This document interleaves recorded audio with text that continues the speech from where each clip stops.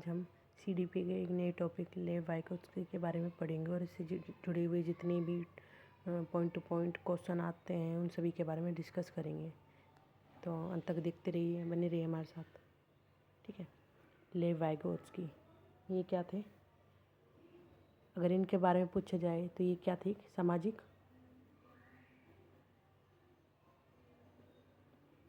रचनावादी यानी social constructive.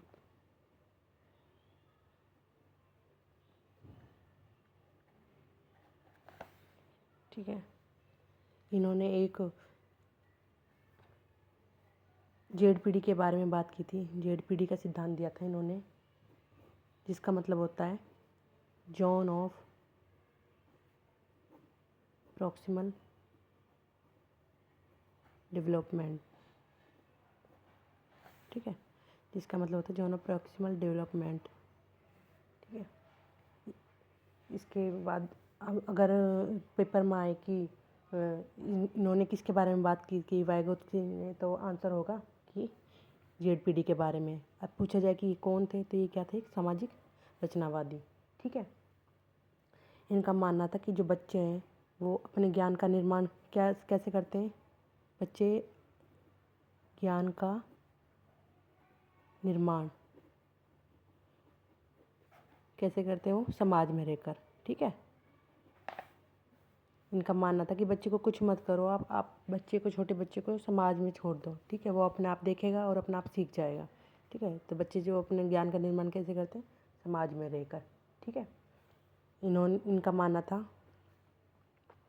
कि बच्चे के ऊपर कल्चर, सोशल यानी समाज का,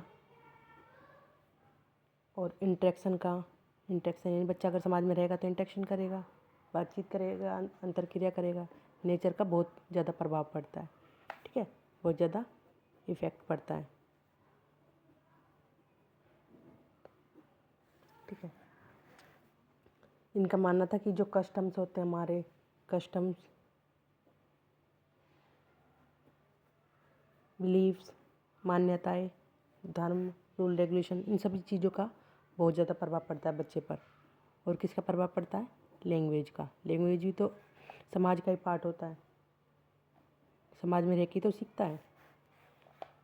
वैल्यू, ये अगर हमें सिखाना था, इन सभी customs, beliefs and language, values, ये सारी चीज़ें बच्चा कहाँ पे सीखता है? समाज में रहकर। ठीक है। अगर ये सब सिखाना तो हमें बच्चे को कहाँ पर रखना होगा? समाज में। ठीक है। बच्चा समाज में रहेगा और ये सारी चीज़ें सीख जाएगा। ठीक है। इन्होंने किस किस चीज़ पर बल दिया था? समाज पर, कल्चर पर और लैंग्वेज पर। ठीक है। अगर क्वेश्चन आए कि वाइगोत्स्की ने किस पर बल दिया था? समाज पर, कल्चर पर और लैंग्वेज पर। ठीक है। इसके बाद क्वेश्चन आए कि बच्चे अपने ज्ञान का निर्माण कैसे करते हैं? तो बताओ, बच्चे अपने ज्ञान का निर्माण कैसे करेंगे? समाज में रहकर। ठीक है। खुद से उनको कुछ मत सिखाओ, वो खुद से ही सीख लेंगे। बच्चे अपने ज्ञान का निर्माण स्वयं यानी खुद करते हैं। ठीक है। उन्हें कुछ मत सिखाओ, वो खुद सीख लेंगे समाज में रहकर। ठीक है। बच्चे को कुछ सिखाना है तो उनको हम समाज से अलग नहीं कर सकते। समाज से अलग नहीं कर सकते।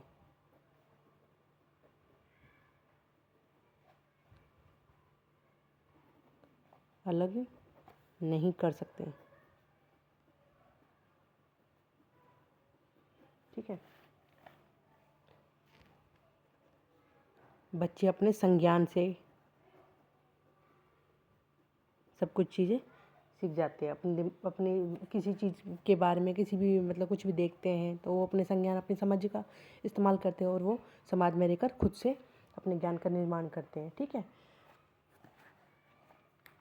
इनका मानना था जो संस्कृति है यानी हमारा कल्चर है, जो वो बच्चे के ज्ञान में मुख्य निर्धारण तत्व है। ठीक है। संस्कृति क्या है? ये निर्धारक पॉइंट है, ठीक है। बच्चे के निर्माण में संस्कृति का बहुत ज़्यादा महत्व है, ठीक है। इन्होंने कहा था कि बच्चे मानसिक विकास है, जो बच्चे के मानसिक विकास में किसका बहुत ज़्यादा इम्पोर्टेंट है, बहुत ज़्यादा इफेक्ट पड़ता है बच्चे के मानसिक विकास में। भाषा किसका पड़ता है, लैंग्वेज का, ठीक है। लैंग्वेज का बहुत ज़्यादा इफेक्ट पड़ता है,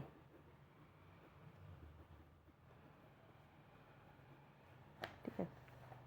अगर पेपर में पूछे कि समाज के बारे में सबसे ज़्यादा समाज के बारे में किसने बात की है, सोशल के बारे में, ठीक है।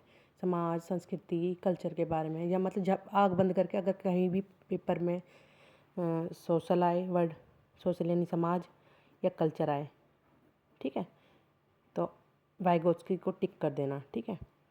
वैसे इन्होंने 3 पॉइंट के बारे में बात की, सोशल, कल्चर और लैंग्वेज के बारे में। लेकिन लैंग्वेज के बारे में और भी जो साइकोलॉजिस्ट है उन्होंने भी बात की है, तो लेकिन सोशल और कल्चर आए तो वाइगोत्स्की को टिक कर देना, ठीक है।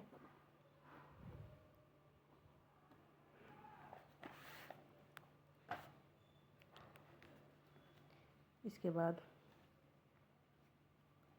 आई होप आपको समझ में आ रहा होगा, लैंग्वेज को इग्नोर करना, ठीक है। इसके बाद इन्होंने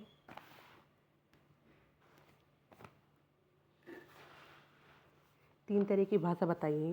इन्होंने बताया लैंग्वेज जो है, गुएज, बच्चे कैसे सीखते हैं, 3 तरीके की लैंग्वेज बताई है, ठीक है।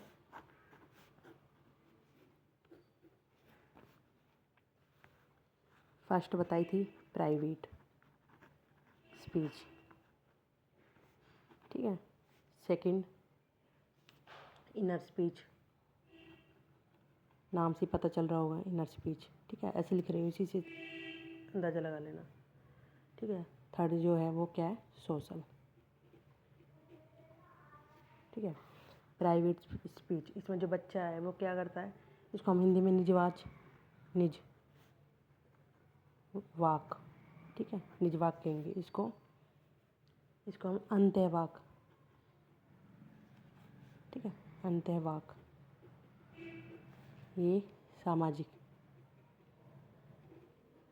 वाक, ठीक है। जो प्राइवेट स्पीच है इसमें बच्चा क्या है, इसमें बच्चा खुद से ही बात करता है, ठीक है, खुद से बात करता है लेकिन बोल कर। इसमें बच्चा खुद से ही बात करेगा, लेकिन साउंड्स यानी आवाज़ आएगी, ठीक है। इनर में जो छोटे बच्चे होते हैं, निजवाक में जो छोटे बच्चे होते हैं वो खेलते हैं, गुड्डा गुड़िया खेलते हैं, तो क्या करते हैं, खुद से ही डायरेक्शन देते हैं कि अब ये करना है, चलो आज गुड़िया को नहलाएंगे, चलो गुड़िया को आज खाना खिलाएंगे, तो वो क्या खुद से खेलते हैं, तो वो बोल के करते हैं ना, तो इसलिए ये क्या है, प्राइवेट स्पीच का पार्ट होता है, ठीक है। अब अंतःवाक यानी इनर स्पीच, इसमें क्या है, इंसान मतलब बच्चा या कोई भी बोलता तो है लेकिन वो मन ही मन में, यानी साउंड नहीं करता। जैसे हम किसी के बारे में बुराई करते, कोई सामने हमारे सामने कोई खड़ा है और हम इसकी बुराई करेंगे, मतलब हमें कुछ अच्छा नहीं लग रहा है, तो हम उसको सामने से कोई बोलेंगे कि आप ऐसे हो ऐसे, तो हम क्या वो मन ही मन में बोलेंगे कि अरे ये तो बहुत ज़्यादा ऐसा है, तो ठीक है। तो मन ही मन में बात करें, यानी मन ही मन में, मन ही मन में, विदाउट साउंड, ठीक है। थर्ड है सोशल स्पीच। सोशल स्पीच में हम क्या है, बोल कर करते हैं, जो नॉर्मली करते हैं, ठीक है, आवाज़, ठीक है। चलो आज के लिए यहाँ तक ही। आई होप आपको समझ में आया होगा। धन्यवाद बने रहने के लिए।